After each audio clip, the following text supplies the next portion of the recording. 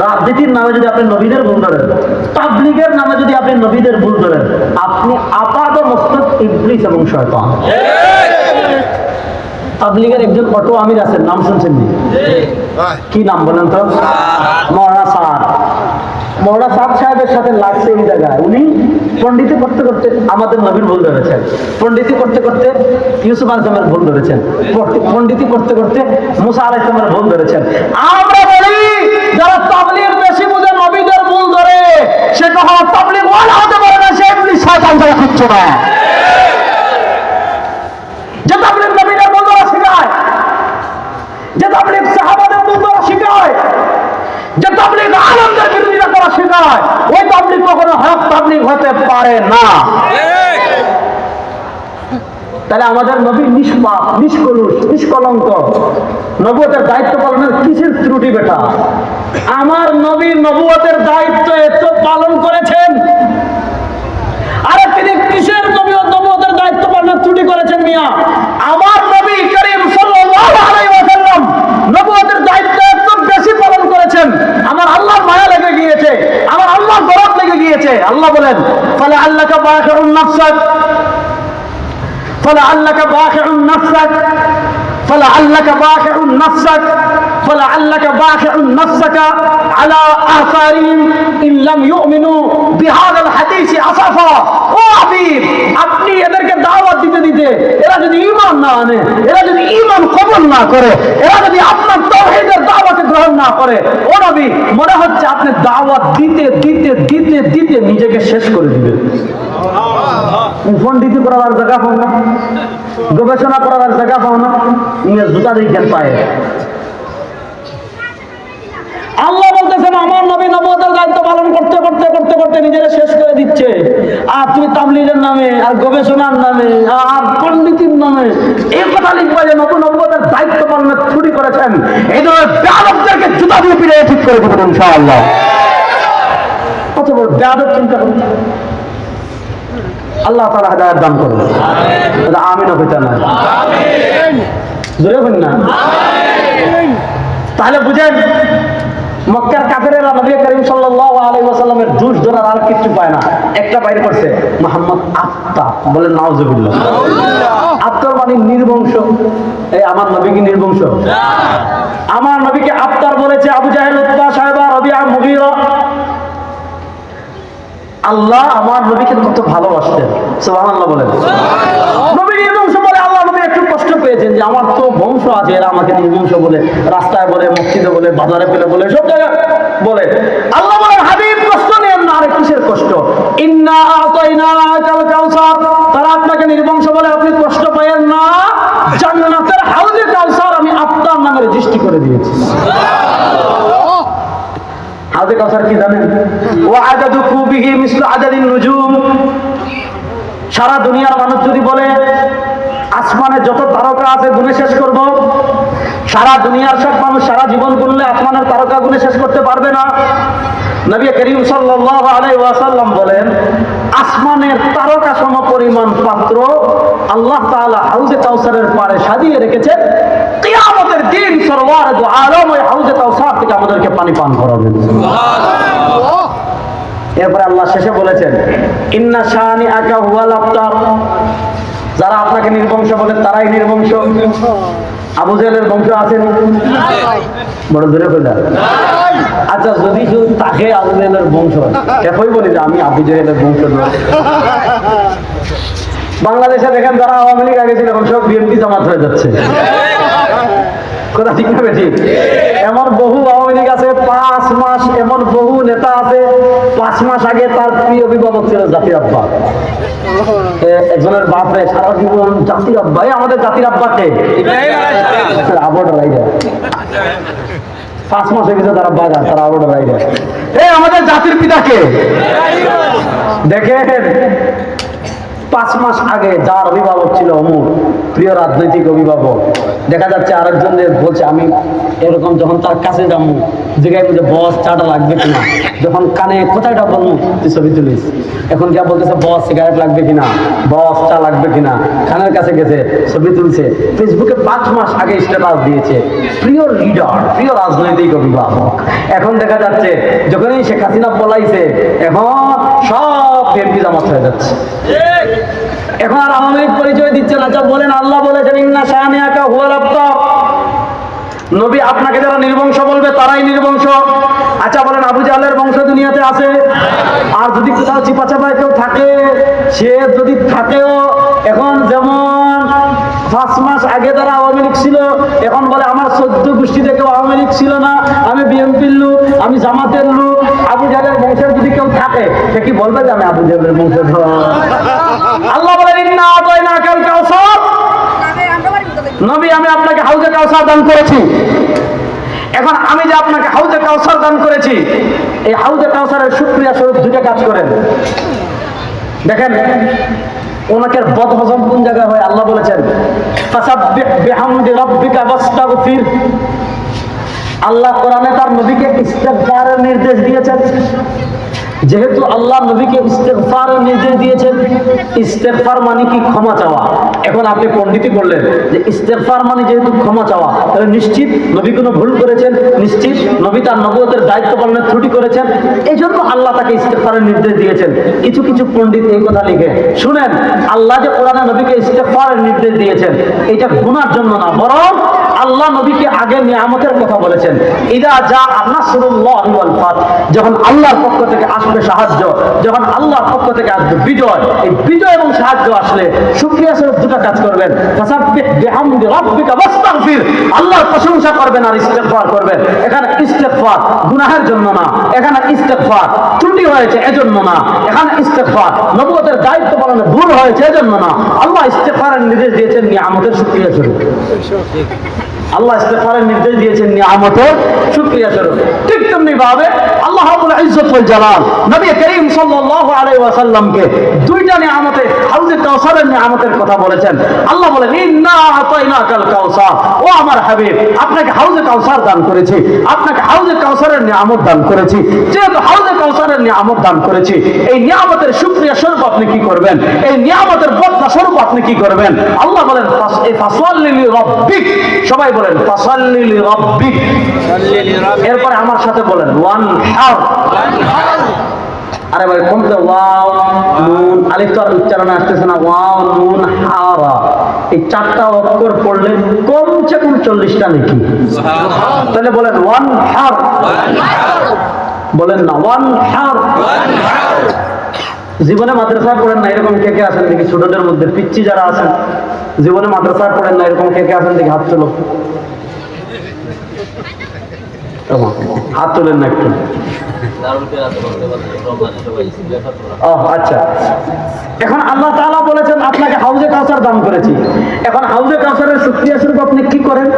ফাসাল্লি লিরাব্বিক, আপনার প্রভুর নামে নামাজ পড়ুন।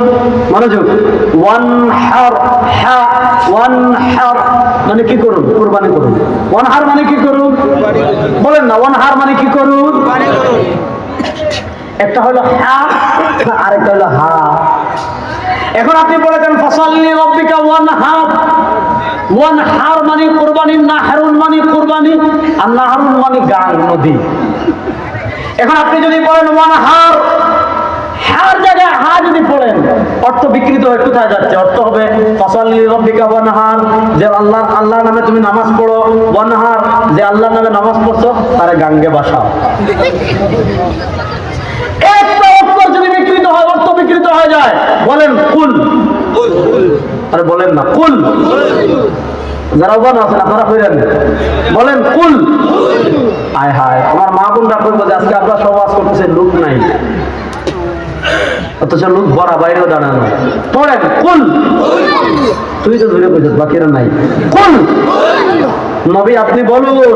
সবাই সাধারণ দিলে বলেন ওয়াল্লাহু, সবাই সাধারণ দিলে বলেন আহাদ, আহাদ।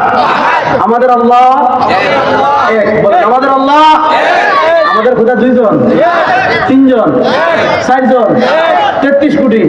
আমাদের আল্লাহ এক। আমাদের আল্লাহ কুল মানে নবী আপনি বলুন, কালা ইয়াকুল থেকে কুল নবী আপনি বলুন আল্লাহ এক। এখন আপনি কাফের জায়গা করছেন কাফ, কুল মানে তুমি খাও, কুল মানে খাও, কুল মানে বলুন।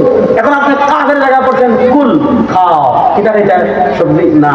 তো আল্লাহ যে আল্লাহ এক।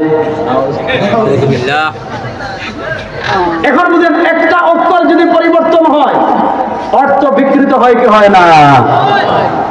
এই যুগে মুসলমানদের সবচেয়ে বড় সংকটের জায়গা কোনটা? টাকা নাই না, পয়সা নাই না, অস্ত্র নাই না, ক্ষমতা নাই না, ড্রোন নাই না, পারমাণবিক অস্ত্র নাই না।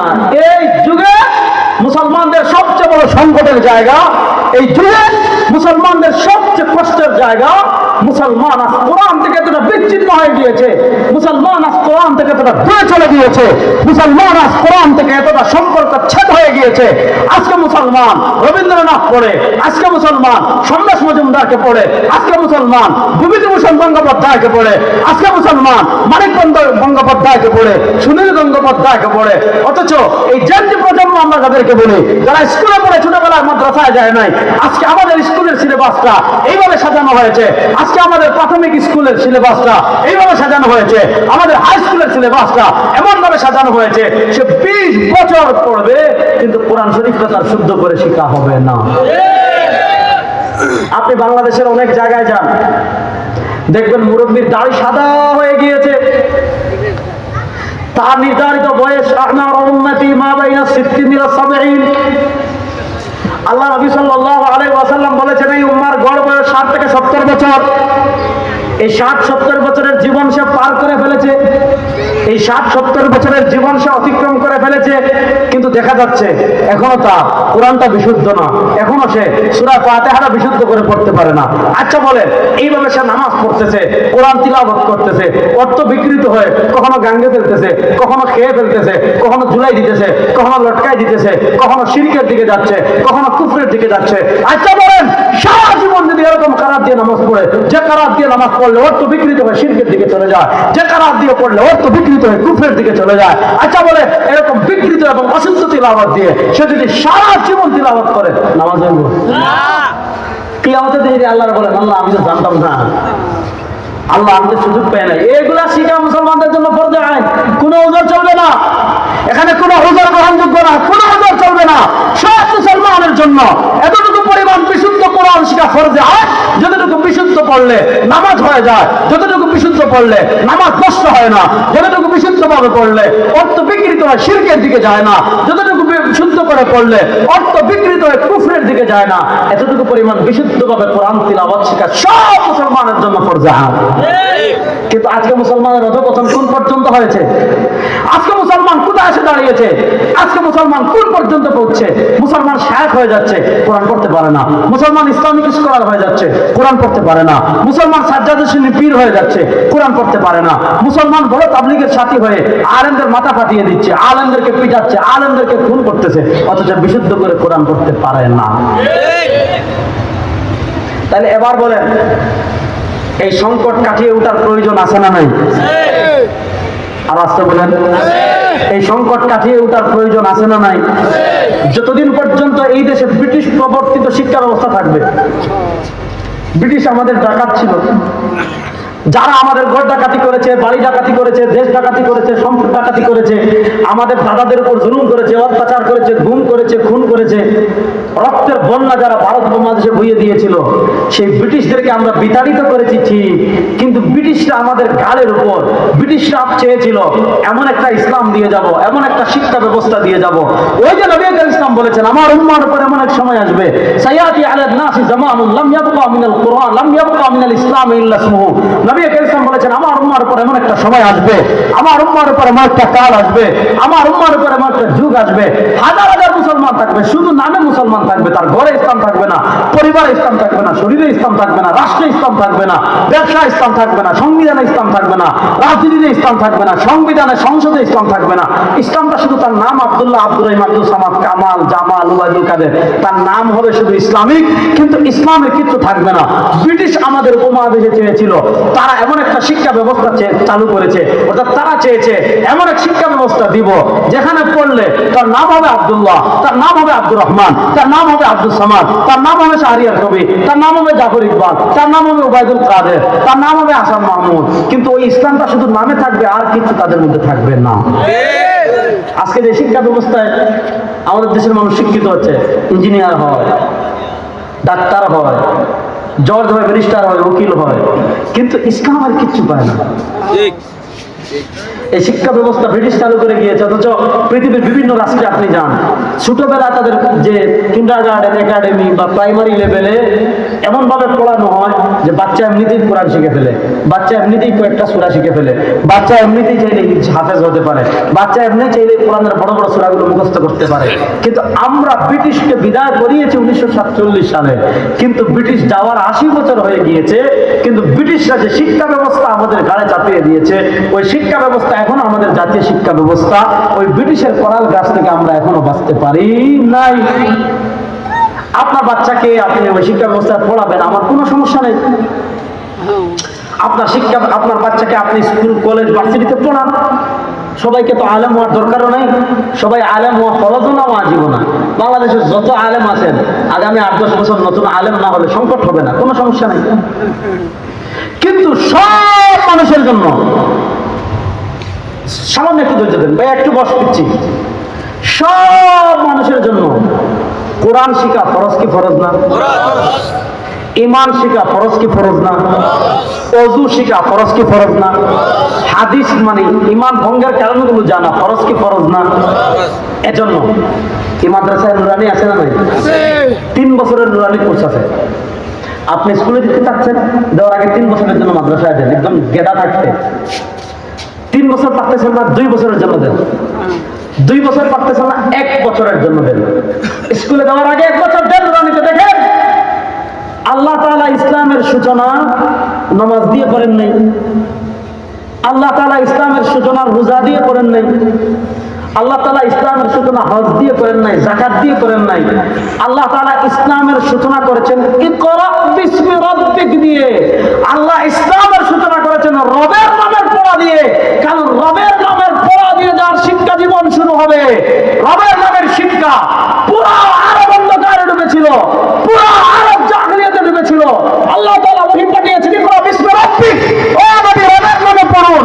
কারণ যে সমাজে রবের নামের একটা চালু হয়ে যাবে, যে সমাজে রবের নামের শিক্ষা চালু হয়ে যাবে, যে সমাজে রবের নামের পাঠ এবং শিক্ষা চালু হয়ে যাবে, ওই সমাজ থেকে সব অন্ধকার পালিয়ে যাবে। জাহেলিয়াত ছিল, আল্লাহ বলেন রবের নামের পড়া চালু করেন, জাহেলিয়াত দূর হবে। শিরিক ছিল, রবের নামের পড়া চালু করেন, শিরিক দূর হবে। কুফর ছিল, রবের নামের পড়া চালু করেন, কুফর দূর হবে। সুদ, ঘুষ, জালেম সব দূর হয়ে যাবে, রবের নামের পড়া চালু করেন। আজকে আপনারা রবের নামের শিক্ষা সংসদে বাস্তবায়ন করেন, অর্থনীতিতে বাস্তবায়ন করেন, বিচার ব্যবস্থা বাস্তবায়ন করেন। সোনার বাংলাদেশ হতে মাত্র 3 মাস লাগবে। আল্লাহ রবের নামের শিক্ষা ব্যবস্থা দিয়ে ওহী চালু করে আমাদেরকে মেসেজ দিয়েছেন, আমাদের বাচ্চাদের পড়াশোনা শুরু হবে কোরআন দিয়ে, রবের নামের শিক্ষা দিয়ে। এজন্য আপনাদের যাদের বাচ্চা আছে, আপনি স্কুলে পড়াতে যাচ্ছেন, পড়ান। আধুনিক শিক্ষায় শিক্ষিত করতে চাচ্ছেন, করেন। ডাক্তার বানাতে চাচ্ছেন, বানান, ভালো কথা। ইঞ্জিনিয়ার বানাতে চাচ্ছেন, বানান। অস্ত্র বানানো শিখবে, মিসাইল বানানো শিখবে, রকেট লঞ্চার বানানো শিখবে, ড্রোন বানানো শিখবে। তালেবানের ছোট ছোট ছেলেরা যদি ড্রোন বানাতে পারে, হামাসের ছোট ছোট মুজাহিদরা যদি ড্রোন বানাতে পারে, আমাদের বাংলাদেশে এমন ছেলে হোক ড্রোন বানাবে, পারমাণবিক অ্যাটম বোম বানাবে, ট্যাঙ্ক বানাবে, যাতে কোনো আশেপাশের কেউ যদি দাদাগিরি করতে চায়, কান ফাটিয়ে দেওয়ার জন্য। যেটা বানাইতে গিয়ে নামাজের দরকার নাই, দরকার আসেনি, কোরআনের দরকার আসেনি। সুতরাং আপনি স্কুলে দেওয়ার আগে 3 বছর না পারেন, 2 বছর না পারেন, অন্তত 1 বছরের জন্য হলেও, স্কুলে দেওয়ার আগে 1 বছরের জন্য হলেও, স্কুলে দেওয়ার আগে 1 বছরের জন্য হলেও, আবার বলি স্কুলে যাওয়ার আগে 1 বছরের জন্য হলেও মাদ্রাসায় নুরানিতে দিবেন। কে কে দেখে একটু হাত তুলেন তো। ইনশাআল্লাহ। আপনার ছেলে আছে, মেয়ে আছে, সন্তান আছে, মাদ্রাসার টাকা তো দেনি, পয়সা তো দেনি, দোয়া তো করেনি। এই মাদ্রাসার সবচেয়ে বড় সহযোগিতা হলো আপনাদের বাচ্চাদেরকে মাদ্রাসায় দিবেন তো ইনশাআল্লাহ। 1 বছর পরে, আরো বেশি পারলে 2 বছর, কমসে কম নুরানিটা কমপ্লিট করেন। তাও 1 বছর নুরানি পড়লে মোটামুটি বেসিক শিক্ষাটা হয়ে যায়, এরপরে স্কুলে দেন, কোনো সমস্যা নাই। কিন্তু এখন দেখেন জেনজি প্রজন্ম যারা, 80 জনকে এখানে যারা টুপি ছাড়া আছে, এরকম যাবে 50 জনকে দাঁড় করায় যারা ছোট ছোট, যে ভাই তুই সেটা ফাতিহাটা পড়, দেখবেন আর 10টা লাহানের জন্য। সুতরাং আমাদের বাচ্চাদেরকে আমরা অন্তত জাহান্নাম থেকে বাঁচানোর জন্য, দিন শেখানোর জন্য 1 বছরের জন্য হলেও মাদ্রাসায় দেওয়ার তৌফিক আল্লাহ তাআলা দান করেন। যে কথাগুলো বললাম, আল্লাহ আমাকে আপনাদের সবাইকে আমল করার তৌফিক দান করেন। আমিন। আসাদতু মিনাল্লাহ ওয়া ইন আখতাতু